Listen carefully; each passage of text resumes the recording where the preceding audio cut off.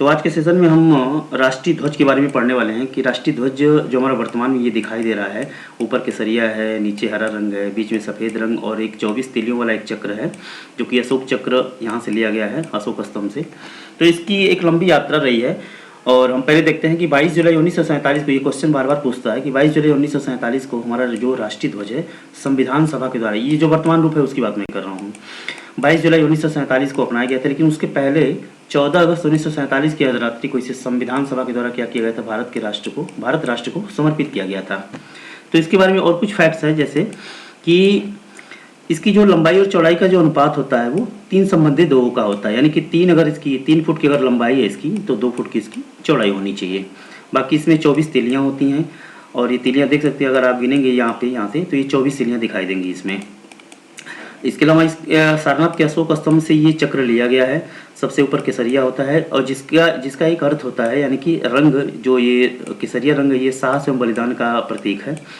इसके अलावा जो सफ़ेद रंग है ये सत्य और शांति का प्रतीक बताता है ये। इसके अलावा जो हरा रंग है नीचे, हरियाली का प्रतीक होता है ये। इसके आगे देखते हैं मतलब कि इस तिरंगे की यात्रा जो वर्तमान में दिखाई दे रही है ये ऐसे ही नहीं थी, ये धीरे धीरे यात्रा शुरू हुई है। तो इसकी सबसे पहली यात्रा जो रही है वो पहला जो ध्वज है, वो पहला ध्वज हम देख सकते हैं कि 1906 में हमारा ये ध्वज दिखाई देता है, जिसमें आप देखेंगे कि बीच में जो पीले रंग का बैकग्राउंड है और इसमें वंदे मातरम लिखा हुआ है और इधर लेफ्ट साइड में चंद्रमा, आधा कटा हुआ चंद्रमा और इधर सूरज दिखाई दे रहा है। और बाकी जो ऊपर हरा रंग है इसमें 8 अर्धखिले कमल दिखाई देते हैं। ये वर्तमान 1906 में, यानी कि जो बंगाल विभाजन होता है, बंगाल विभाजन के समय ये झंडा पहली बार प्रकाश में आता है, उसी समय दिखाई देता है। उसके बाद इस झंडे की तिरंगा यात्रा 1907 में पहुंचती है और थोड़ा बहुत चेंज होता है इसमें, तो उसमें ये चेंजेज बहुत ज़्यादा नहीं होते हैं। 1907 में जो झंडा दिखाई देता है उसको सबसे पहली बार जो मैडम भीखाजी कामा ने पेरिस में, फ्रांस की राजधानी पेरिस में 1907 में ये 1907 का जो झंडा है मैडम भीखाजी कामा ने इसको फहराया था। इसमें थोड़ा बहुत चेंज दिखाई देता है, जैसे इसमें आप देखेंगे इसमें 8 जो अर्धकिले कमल हैं इसमें क्या है 8 स्टार हो जाता है। बाकी सेम चीज़ें होती हैं, कलर भी सेम है, वंदे मातरम भी लिखा हुआ है, लेकिन ये थोड़ा सा चेंज यहाँ पे हो जाता है कि यहाँ पे हरा कलर दिखाई दे रहा है जो 7 वाला जो झंडा है, लेकिन 6 में क्या था, ये रेड कलर का था। बाकी लेफ्ट साइड में यहाँ पे चंद्रमा है तो यहाँ पे राइट साइड में हो जा रहा है, और यहाँ राइट साइड में सूरज है तो यहाँ पे लेफ्ट साइड में सूरज के स्थान पे क्या हो जाता है, स्टार आ जाता है। तो ये बस यही थोड़ा बहुत चेंजेज है। इसके बाद जो झंडा की तिरंगा यात्रा रही है उसके बाद हम देखते हैं कि जो 1917 का जो तिरंगा होता है उसमें क्या क्या चेंजेज आते हैं कि इसको जो 1917 में भारतीय राष्ट्रीय कांग्रेस का सम्मेलन होता है, एनी बेसेंट और लोकमान्य तिलक द्वारा क्या किया जाता है, इस झंडे को अपनाया जाता है। और इस ध्वज में एक चीज़ हम देखेंगे कि जो 5 लाल और 4 हरी जो पट्टियाँ ये है, तो जो 1917 का ये झंडा है, ये जो 5 लाल पट्टियाँ हैं, 3, 4 और 5, और ये क्या कहते हैं, हरी पट्टियाँ कितनी हैं, 4 हैं। तो ये 4 हरी पट्टियाँ होती हैं, 36 पट्टियाँ होती हैं और 5 लाल पट्टियाँ होती हैं, इनको स्वीकार किया जाता है। और इसमें अर्धचंद्र भी होता है और तारे भी इसमें दिखाई देते हैं। और बाएं कलर में इसकी एक सबसे बड़ी खासियत थी कि इसमें यूनियन जैक एक लगा हुआ है। तो ये 1917 का झंडा है। इसके बाद देखते हैं कि इसके बाद का जो झंडा वो कैसा है।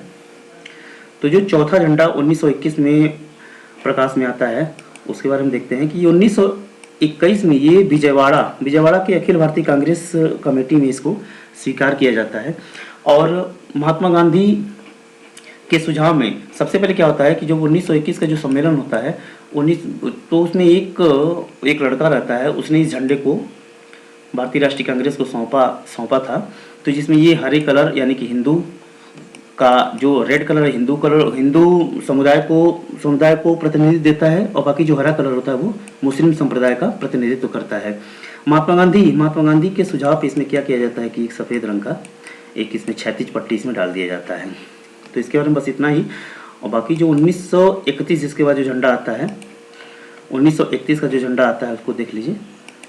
तो कि 1931 का जो राष्ट्रीय जो झंडा है ये रहा 1931 का झंडा। इसमें जो वर्तमान का झंडा है उसके करीब करीब थोड़ा सा समान रहता है, बस ये रहता है कि जो वर्तमान का झंडा इसमें चक्र होता है, लेकिन इसमें क्या होता है, चरखा चरखा इसमें दिखाई देता है।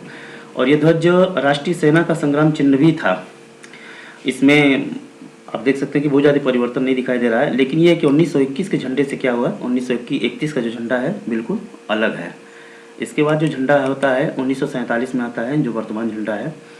और वर्तमान झंडे की खासियत क्या है कि 1947 यानी 22 जुलाई 1947 को इस झंडे को स्वीकार किया जाता है, जो कि हमने पहली बार ही देख लिया।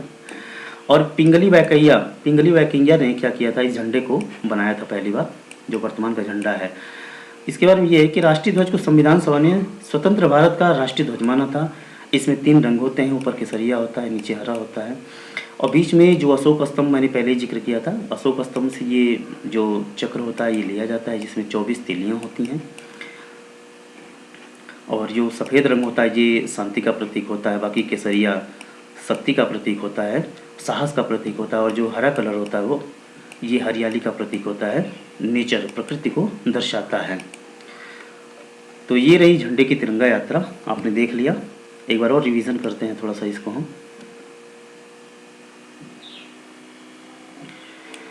ये रहा हमारा वर्तमान का तिरंगा झंडा,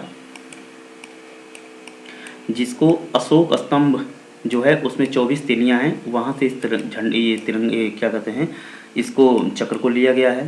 बाकी केसरिया रंग ये है और हरा रंग ये है। 22 जुलाई 1947 को इसको अपनाया जाता है। इसका जो अनुपात होता है 3 संबंधी 2 का होता है। केसरिया जो होता है साहस एवं बलिदान का प्रतीक होता है। सत्य और एवं शांति का जो प्रतीक होता है वो सफ़ेद रंग होता है, और जो हरा कलर होता है वो विकास एवं हरियाली का प्रतीक होता है। तो तिरंगा झंडा के बारे में बस इतना ही। मिलते हैं नेक्स्ट सेशन में, तब तक के लिए जय हिंद, जय भारत।